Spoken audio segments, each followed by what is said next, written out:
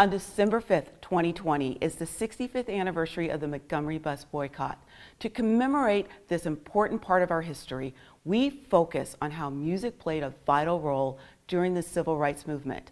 Black Enterprise magazine lists 15 top civil rights songs that promote freedom and justice.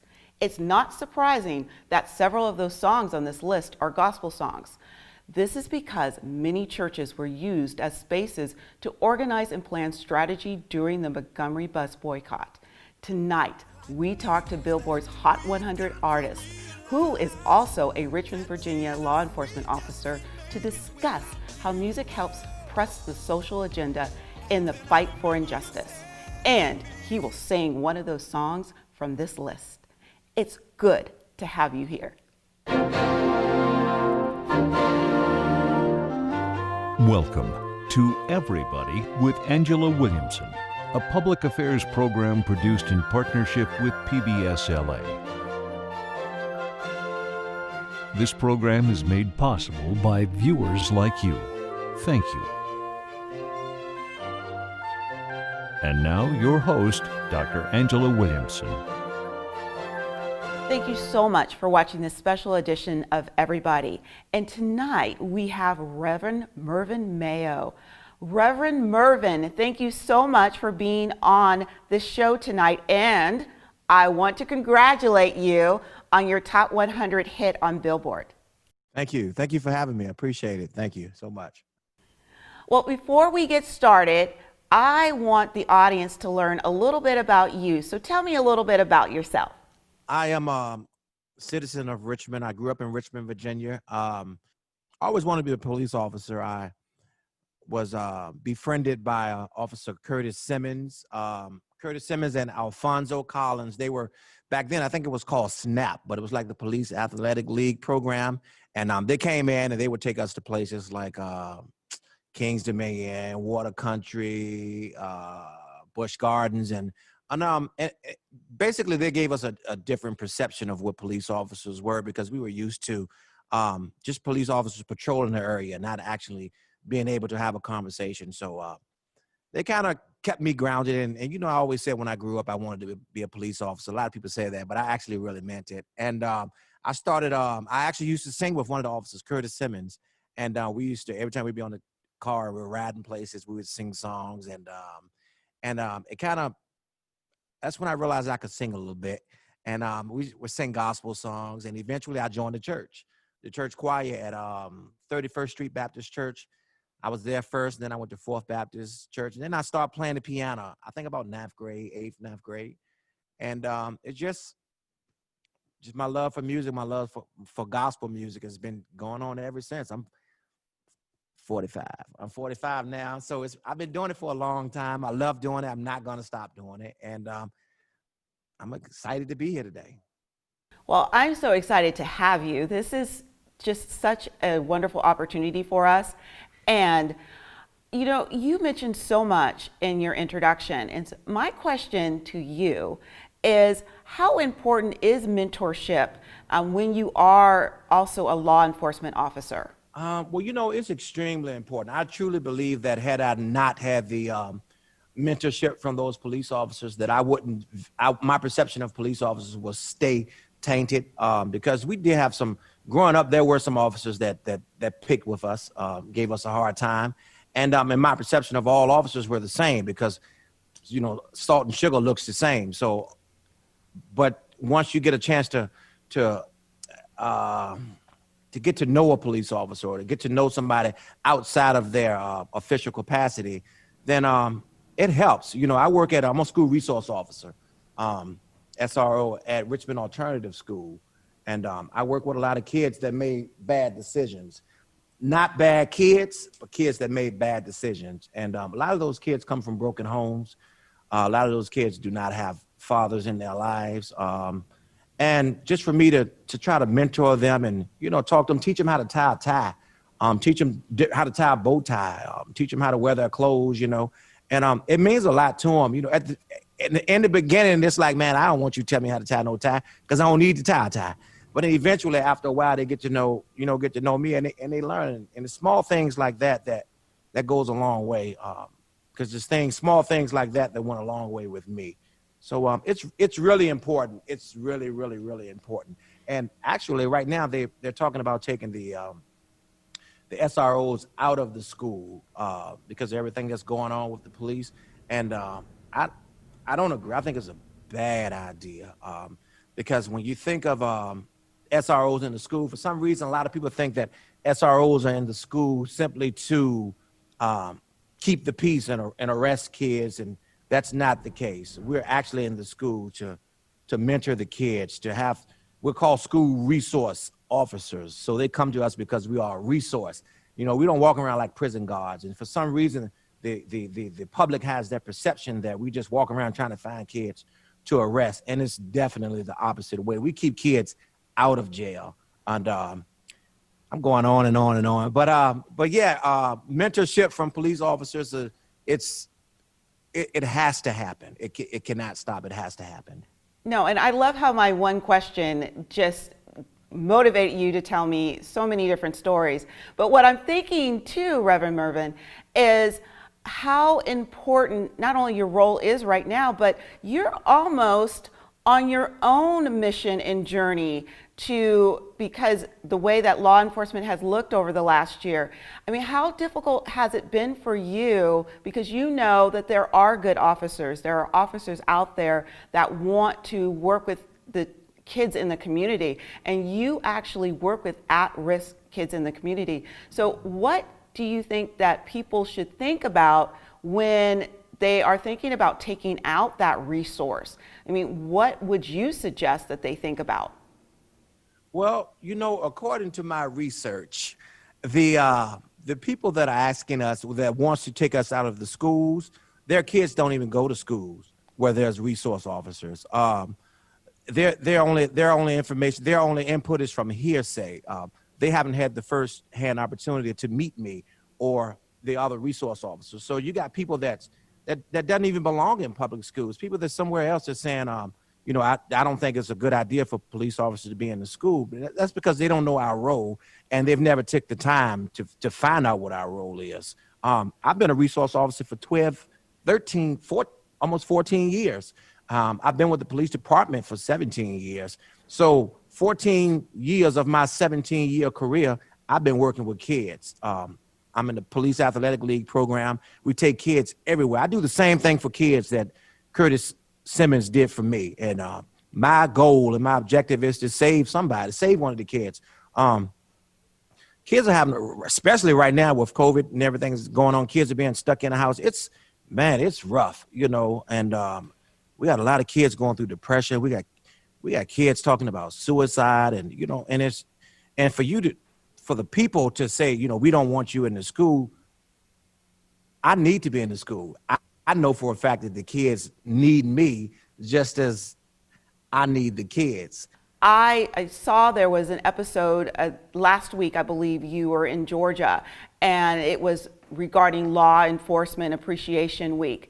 And you talked a little bit about the importance of just really understanding how law enforcement's there for the good of the community.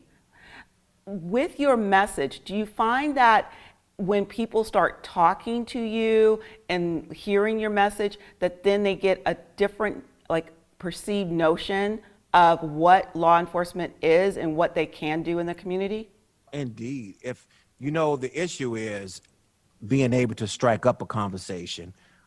Once they get past the uniform and they get to see the man and we have a conversation, their whole perception is like completely different.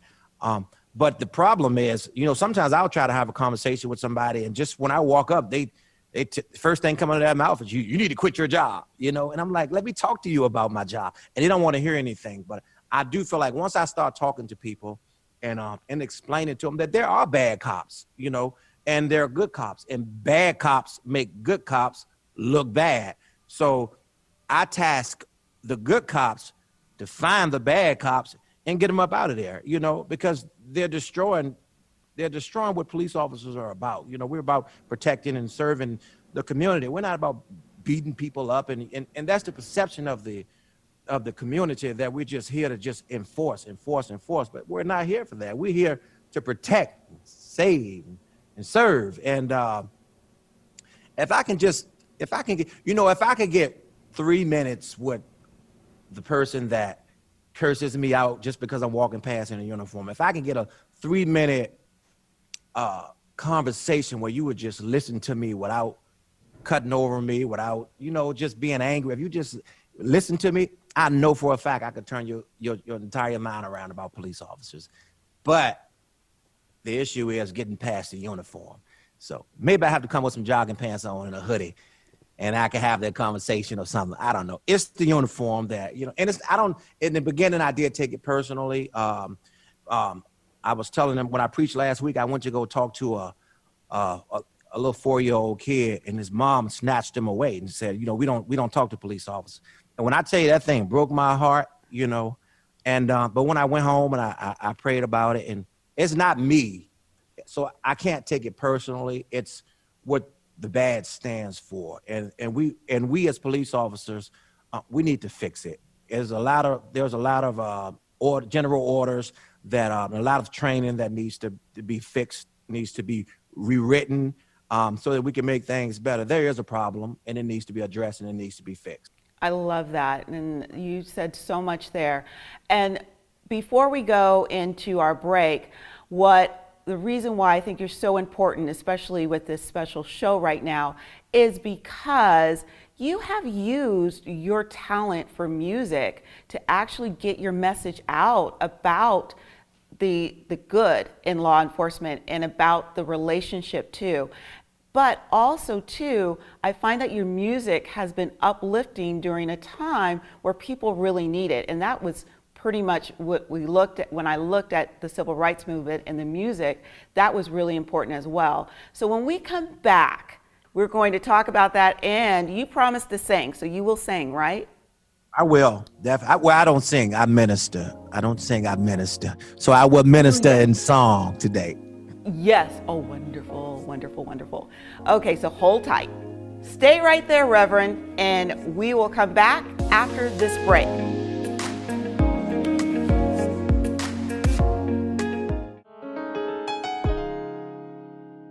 And so your word in Hebrews 4:16 says, therefore, let us approach the throne of grace with boldness so that we may receive mercy, find grace to help us in time of need.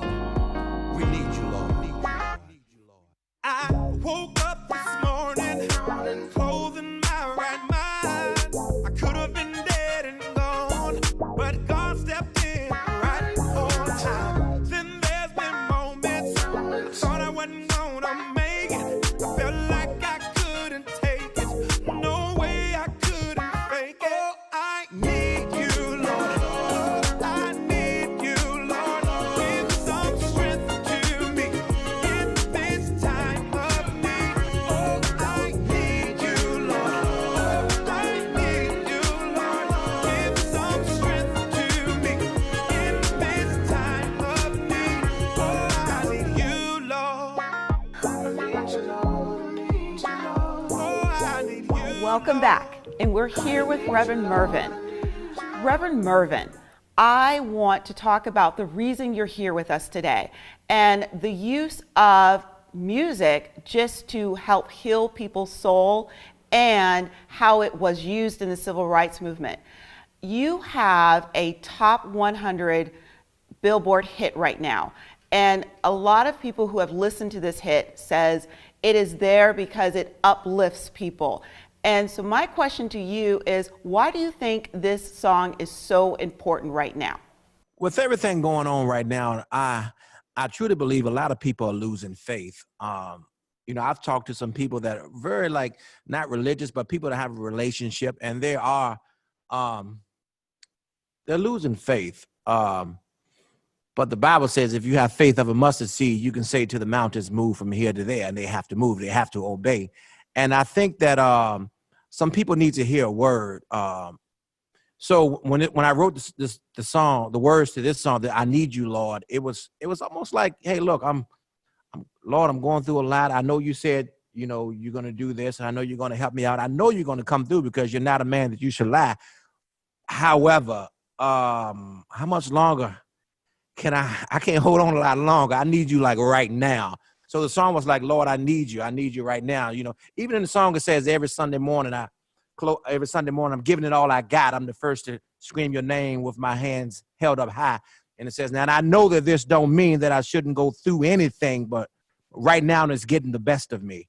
And definitely your song does speak to so many people right now, because, you know, based on the people that have listened to your song and the downloads that you have right now, obviously people want this song right now. So I'd like to ask you, can you play that song for us, please? All right, let's see. This is I Need You, Lord. I woke up this morning, clothed in my right mind.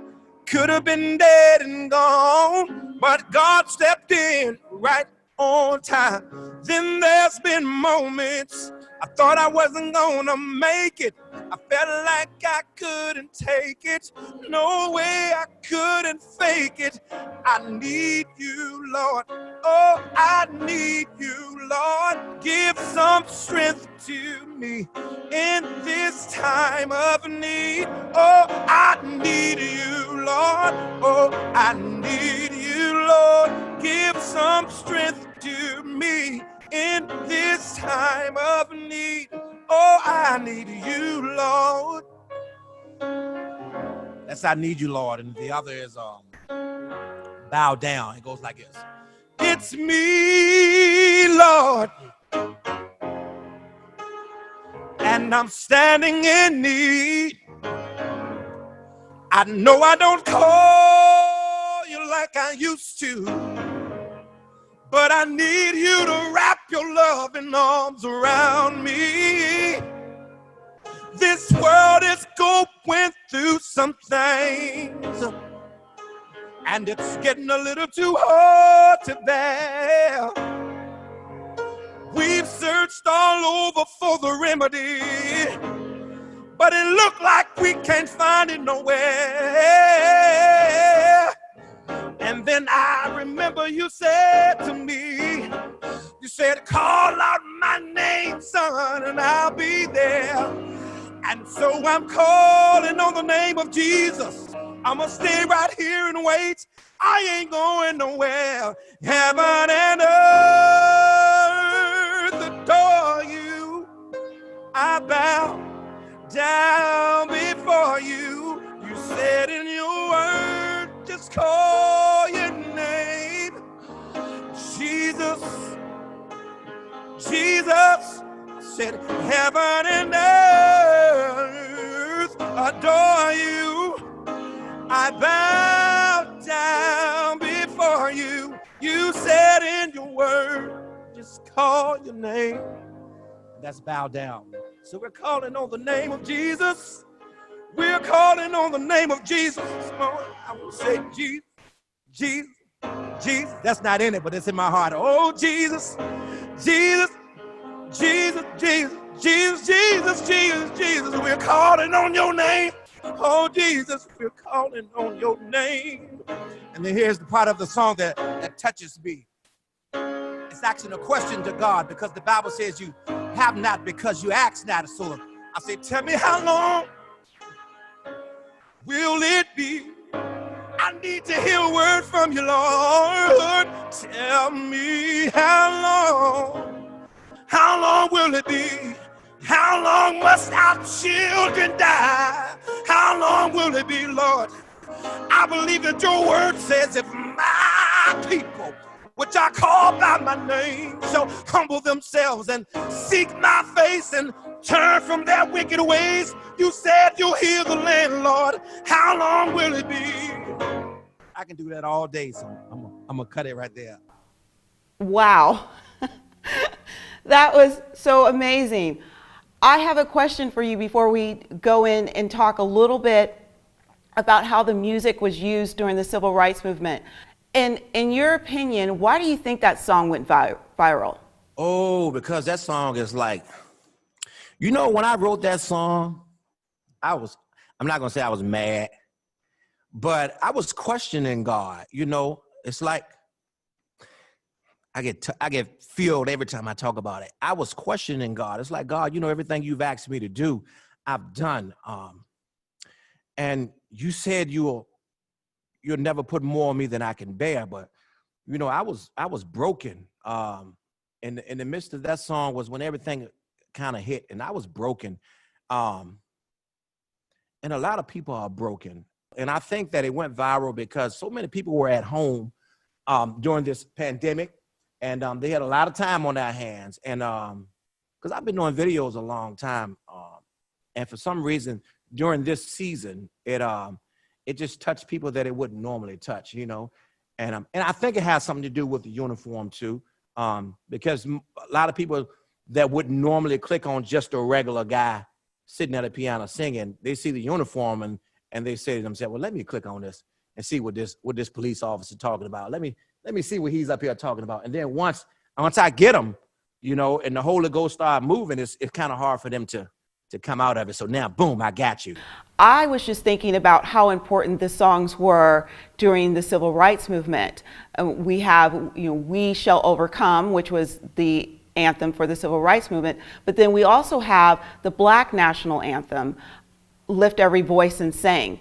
And so do you see how your music today, maybe it was just as important and had the same meaning in the 1955 civil rights movement? Do you see a parallel there at all? I do see a parallel. I see that my music is a voice for the people that feel as if they don't have a voice. I feel that my music is an outlet for people that needs an outlet. So, yeah. I just had an epiphany, yeah. Yeah, I mean, that's what I see too as well. So the choice is yours.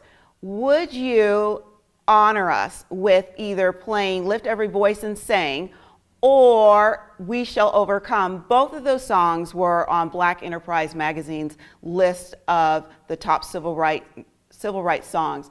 Any one, would you play that for us, please? Okay. Lift every voice and sing. I like to sing songs my way. Till earth and heaven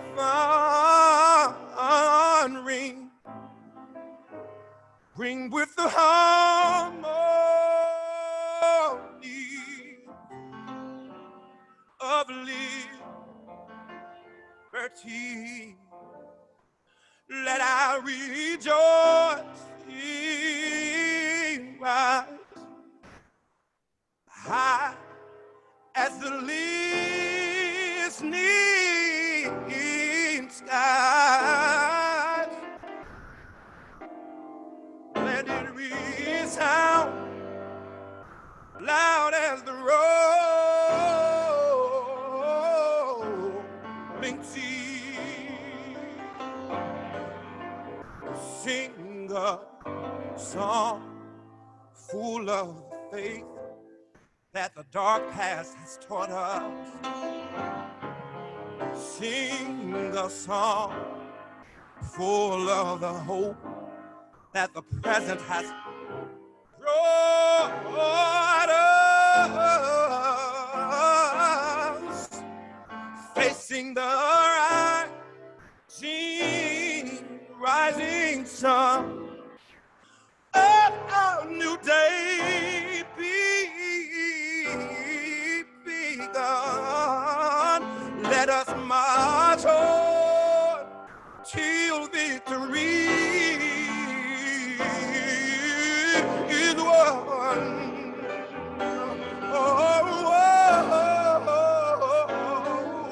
Let us march on till victory is won. Let us march on till victory.